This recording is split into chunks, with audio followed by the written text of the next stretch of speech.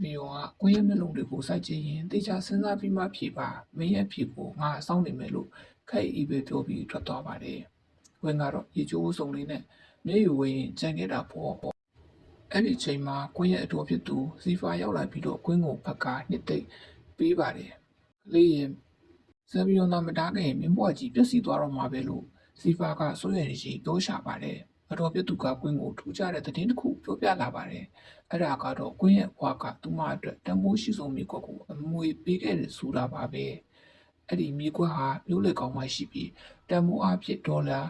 3 ဘီလီယံကျော်တောင်ရှိပါတယ်။အဲ့ဒီအကြောင်းတွေကိုကွင်းကမသိရှိသေးတဲ့အတွက်ကြောင့်မလို့အတော်ကနေပြီးတော့အသေးစိတ်ပြောပြလိုက်တယ်။ကွင်းကသူ့ရဲ့အဖေရင်ကအဖွားကိုတက်ခဲ့တဲ့ဖရိုင်ဆန်ကိုပဲမျက်နှာသာပေးပြီးအဖွားရဲ့အမွေတွေကိုလည်းမျက်စိကျနေတာတိတဲ့အတွက်အဲ့ဒီလူဟာကျမအဖေမဟုတ်ဘူးသူတို့အလိုချဖြစ်မလာစေရဘူးလို့ခံပြင်းစွာပြောပါတယ်ကျမရဲ့အမွေကိုကာကွယ်ဖို့အတွက်ဇပီယိုနဲ့လက်တွေကိုဆုံးဖြတ်ထားတာကိုဇီပါကိုပြောပြလိုက်တဲ့အတွက်ဇီပါကမင်းတို့မိသားစုနှစ်ခုကရန်ညိုးတွေရှိခဲ့လာလေသူကမင်းကိုဘယ်လိုမျိုးကာကွယ်ပေးနိုင်မှာလဲဆိုပြီးတော့အံ့ဩတုန်လို့ဆိုတာမိကုန်းထုတ်လိုက်ပါတော့တယ်ကွယ်ကတော့ဒီကလေးစားချီတဲ့ကိစ္စမှာသူမကဇပီယုံကိုယုံကြည်တဲ့အကြောင်းပြောပြလိုက်တဲ့အတွက်ကြောင့်မလို့အတော်ဖြစ်သူကဒေါသထွက်သွားခဲ့တယ်။ကွယ်ကတော့အတော်တားလည်းပဲဒီလောက်ကိုဆက်ပြီးတော့လုံးမှာပဲဆိုတဲ့အကြောင်းကိုပြန်လဲပြီးတော့ပြောခဲ့တယ်။ကွယ်ရဲ့အတော်ဖြစ်သူကကွင်းကိုပြန်ပြီးတော့နှစ်သိမ့်ခဲ့တယ်။အဲဒီအချိန်မှာပဲကွင်းရဲ့အမိကတော့ကွင်းရဲ့အဖေကိုလက်ဖေးနှိပ်ပေးခဲ့တယ်။ကွင်းရဲ့အဖေကတော့အဲ့ဒီမျိုးလေကောင်ကမိခွက်အကြောင်းကိုသမီးငယ်နဲ့တိုင်ပင်နေခဲ့တယ်။ဝဲညီမကလည်းဒီမြေကွက်ကိုလိုချင်နေမွေးကိစ္စနဲ့ပတ်သက်ပြီးရွှေဝဲချက်တွေရှိနေတဲ့မိသားစုတစ်ခုကိုတွေ့ရမှာပါ။ဖွားပြသူရဲ့အမွေတွေဖြစ်တဲ့မြေကွက်တွေကိုသူ့သမီးထရိုင်ဆန်ကရယူဖို့ကြိုးစားနေတာပါ။ဒါပေမဲ့တခြားမောင်နှမတွေကတန်တရားမဝင်အောင်သူ့အဖေနဲ့ပေါင်းပြီးအစီအစဉ်တွေဆွဲနေကြပါတယ်။ထရိုင်ဆန်ရဲ့မွေးနေ့မှာဖွားရဲ့တည်တန်းစာကိုလူသိရှင်ကြားထုတ်ပြဖို့သူတို့စီစဉ်ထားတာပေါ့။ထရိုင်ဆန်ရဲ့မိကဒီအစီအစဉ်တွေကိုဘယ်လိုလုပ်တဲ့လဲဆိုတဲ့အကြောင်းနဲ့ပတ်သက်ပြီးတော့အကြံဉာဏ်တွေကိုစဉ်းစားပြီးတော့ Tryson ကိုပြောပြတယ်။ Tryson ရဲ့အဖေကလည်းအဲ့ကြံဉာဏ်ကအရန်ကောင်းတာပဲ။အဲ့ဒါလေးကိုတို့တွေလုပ်ကြမယ်။အစီအစဉ်ကိုကြားတဲ့အခါမှာ Tryson ကဝမ်းသာအားရဖြစ်သွားပြီးသူ့ရဲ့ဖေလက်ကိုလမ်းပြီးတော့ဆုပ်ကိုင်လိုက်တယ်။သူ့ဖေကလည်းဒီအစီအစဉ်အရန်ကောင်းတဲ့အတွက်ကြောင့်မို့ဖေတို့ကိုကျေးဇူးတင်ရမယ်။ချားတစ်ဖက်မှာတော့ကွင်းဆိုတဲ့မိန်းကလေးဟာပစုံတယောက်ရဲ့အနေအနဲ့ကာကွယ်ဖို့အတွက်စာဗီယုံရဲ့ဟိုတယ်မှာခိတခိုးလုံနေရတယ်စာဗီယုံကအေးစစ်ဆက်နိုင်ပေမဲ့ကွင်းကတော့အကာအကွယ်ပေးထားပါတယ်ဒီနေ့မှာတော့စာဗီယုံရဲ့တန်ရာကိုကွင်းကစိတ်ထည့်ပေးဖို့ဖြစ်လာပါတယ်ဒီချိန်မှာသူတို့နှစ်ယောက်ကြားကရင်ခုန်စရာခက်တဲ့လီကဖြစ်ပေါ်လာခဲ့ပါတယ်ကွင်းကမစ္စတာရှီရဲ့တန်ရာကိုဂယူးနိုင်စိတ်ထည့်ပြီးရင်သူမရဲ့အနာဂတ်အတွက်စိုးရိမ်စိတ်တွေလည်းရှိနေခဲ့ပါတယ်ရှင်နဲ့တူရှိနေရင်ကျမအတွက်အနာဂတ်ရှိမှလားလို့ကွင်းကမေးတဲ့အခါမှာတော့စာဗီယုံကငါမှရှိတာအကုန်လုံးမင်းပိုက်လာပဲကိုပြန်ပြေခဲ့ပါတယ်အဲ့ရှိမှာပဲကွင်းကစာဗီယုံကိုရုတ်တရက်မိုးကြည့်လိုက်တယ်ပြီးကြတော့မျက်စိကိုပြန်မိတ်လိုက်တယ်စာဗီယုံကတော့မတည့်ရကနေထိုင်ချလိုက်တယ်ကွင်းကကျမတို့ဒီစီဇန်တွေကိုဘယ်လိုလုပ်ကြမှာလဲစာဗီယုံကကွင်းကိုရုတ်တရက်မိုးကြည့်လိုက်တယ်စာဗီယုံကငါတို့လက်ဆချင်းမဲ့စီဇန်တွေကိုအကောင်းဆုံးပြုလုပ်ကြတာဖို့ဆိုပြီးတော့ကွင်းကိုပြောလိုက်တယ်တန်ရနေတဲ့စာဗီယုံကိုကွင်းကစိတ်ထည့်ပြီးနေတာကိုတွေ့ရပါတယ်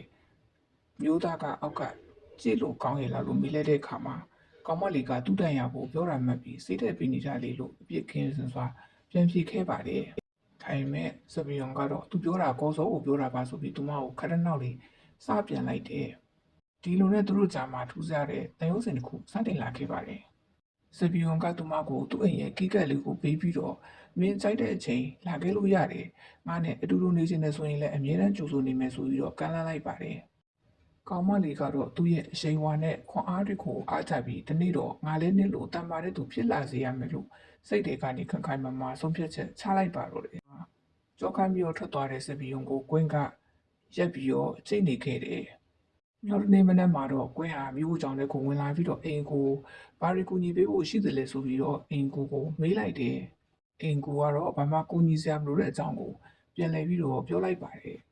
ပြီးတော့မနက်စာသုံးဆောင်လို့ရပြီဆိုတဲ့အကြောင်းကိုလည်းပြန်လည်ပြီးတော့ပြောလိုက်တယ်။ကွင်းတယောက်မနက်စာစားနေတော့အချိန်မှာပဲသူ့ရဲ့အတော်စီကနေပြီးတော့စိတ်ပြက်စရာသတင်းတစ်ခုကိုကြားလိုက်တယ်။အဲ့ဒါကတော့သူမရဲ့အဖွားဖြစ်သူဆုံးမသွားတာမကြာသေးခင်မှာပဲသူမရဲ့အဖေကတခြားတယောက်အတွက်မွေးနေ့ပါတီပွဲကြီးကျင်းပဖို့ပြင်ဆင်ပေးနေတယ်ဆိုတဲ့သတင်းပါ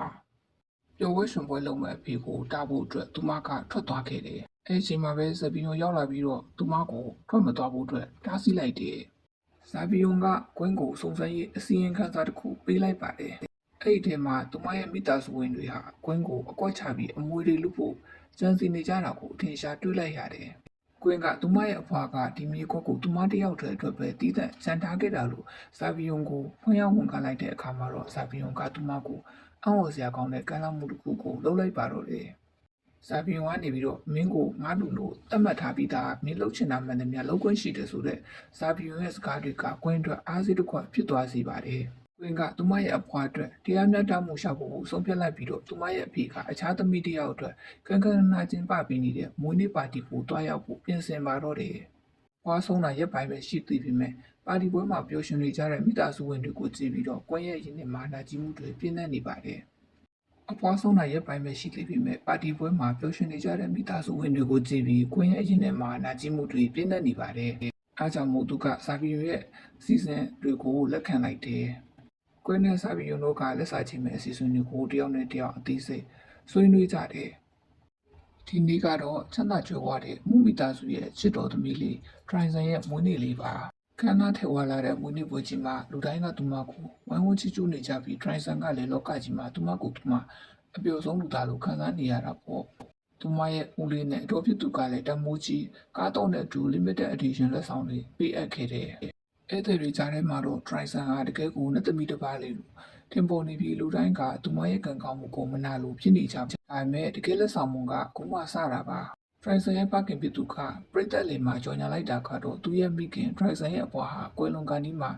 တမိုးပြမြတဲ့မြေခွက်ကြီးကိုလိမ္မာတုံးလေး Tryson တို့ဦးလေးကိုပဲအမွေပေးခဲ့တယ်ဆိုတာပါပဲဒီစကားကြောင့်ဦးလေးနဲ့အတော်ဖြစ်သူတို့မျက်နှာပြတ်သွားကြပြီးပွဲကြီးပြိသက်တွေကြားမှာလည်းဟိုးဟိုးကြိုသွားခဲ့ပါတယ်Tryson ကလည်းသူမရဲ့အဖွားကိုဘယ်လောက်ချစ်ကြောင်းနဲ့သူမရဲ့လိမ္မာရင်ချင်းမှုကြောင့်အခုလိုရလိုက်တယ်ဆိုတဲ့ပုံစံမျိုးနဲ့ဂုဏ်ယူဝတ်ကြနေခဲ့တာပါဒါပေမဲ့အဲ့ဒီအချိန်မှာပဲပွဲတစ်ခုလုံးကိုတိတ်ဆိတ်သွားစေတဲ့အမေးစားကားတစ်ခုထွက်ပေါ်လာပါတယ်ဒါဆိုပွဲရဲ့နိုင်ရီကိုဘာလို့မလုပ်ပေးခဲ့တာလဲသူရဲ့မိကိုနဲ့တူလူမဲဝတ်ဆောင်ဝတ်ထားတဲ့လူမင်းကလေးတစ်ယောက်ရုတ်တရက်ရောက်ရှိလာပါတယ်သူမရဲ့မျက်လုံးတွေကနာကျင်မှုတွေရှိုးဝှက်ချက်တွေနဲ့ပြည့်နေနေသလိုပါပဲဒီမင်းကလေးကတဖြည်းဖြည်းနဲ့လမ်းလျှောက်ပြီးတော့ပွဲရှိတဲ့ဒီမွေးနေ့ကိတ်ရှိတဲ့ဆင်မြင့်စီကိုလမ်းလျှောက်ပြီးတော့လမ်းလာခဲ့တယ်အမေအောင်မဆောင်ကိုဝတ်ဆင်ထားပြီးဝမ်းနဲ့ကြည့်ခွင်နေတဲ့မျက်နှာနဲ့မင်းကလေးတစ်ယောက်ကိုတွေ့ရပါတယ်သူမဟာကွင်းဖြစ်ပြီးသူမရဲ့အဖွားဖြစ်သူဆုံးမသွားတဲ့အတွက်တရားမျှတမှုတောင်းဆိုဖို့ရောက်လာခဲ့တာပါအဖွားအတွက်ဘာသာပနာမှမလုပ်ပေးဘူးဆုံးတဲ့နေ့မှာပဲချက်ချင်းမိသူတို့လိုက်ကြတယ်အလောင်းအောင်ကြည့်မခံမှုအမှန်တရားတွေပေါ်သွားမှကိုကြောက်နေကြတာလားကွင်းရဲ့စကားသံတွေကနာကျင်မှုတွေနဲ့ပြင်းထန်နေပါတယ်ကွင်းဟာအတော်ဆုံးစေချောင်းသူတစ်ယောက်ဖြစ်တဲ့အတွက်အဖွားရဲ့တည်ဆုံမှုမှာမတင်ကားစရာတွေရှိနေတာကိုသူမသိနေခဲ့ပါတယ်ဒါပေမဲ့သူမရဲ့မိသားစုဝင်တွေကတော့ဒါကိုဖုံးကွယ်ဖို့ပဲကြိုးစားနေကြပါတယ်ဒီအချိန်မှာပဲကွင်းရဲ့ညီမဖြစ်သူ Tristan ကဝတ်စာအလန်းစားနဲ့ပေါ်လာပြီးတော့ကွင်းကိုလောင်ပြုံးပြုံးကနှုတ်ဆက်ပါတယ်ကွင်းရဲ့ဖခင်ဖြစ်သူကလည်းသူမကိုအင်ကနေထုတ်ထားပြီးသားဖြစ်လို့ဒီနေရာကနေထွက်သွားဖို့မောင်းထုတ်လိုက်ပါတယ်ဒါပေမဲ့ကွင်းကရှုံးမပေးပါဘူးကျမတီကိုလာခြင်းလို့လာတာမဟုတ်ဘူးရှင်တို့အဖွားပေါ်လုပ်ခဲ့တဲ့လုပ်ရက်တွေကိုမခံမြင်နိုင်ဖြစ်လို့လာတာအဖွားကသူ့ရဲ့မိကွက်တွေကို Tristan ကိုပေးခဲ့တယ်ဆိုတာဘယ်လိုမှမဖြစ်နိုင်ပါဘူးလို့ပြပြတသားတုံ့ပြန်လိုက်ပါတယ် Tristan ကတော့ကွင်းကိုလူများရှိမှအဆက်ခွဲဖို့ကြိုးစားပြီးကွင်းကသူမကိုမလာလို့သူဖြစ်ပြီးလာကိုရန်ရှာနေတာပါဆိုပြီးဟန်ဆောင်မျက်ရည်တွေနဲ့တရုပ်ဆောင်နေပါတော့တယ်။ညာသူမဖုံးကွယ်ထားတဲ့အဖြူအောင်ထုတ်ကလေးကိုဖွင့်ထုတ်လိုက်တဲ့အခါမှာအဖွားဖြစ်သူရဲ့ဓာတ်ပုံပေါ်လာပါတယ်။ Tristan နင်းကအဖွားဓာတ်ပုံရဲ့ရှိမှာ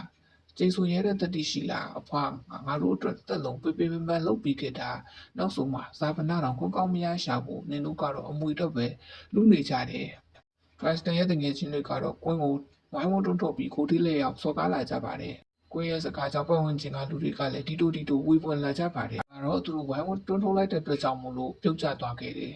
။ရှုပ်တီရဲ့ကွင်းဟာလေကားပေါ်ကိုမိုးချိလိုက်တဲ့ချိန်မှာတော့ဇာပီယွန်ကိုတွေးလိုက်ရတယ်။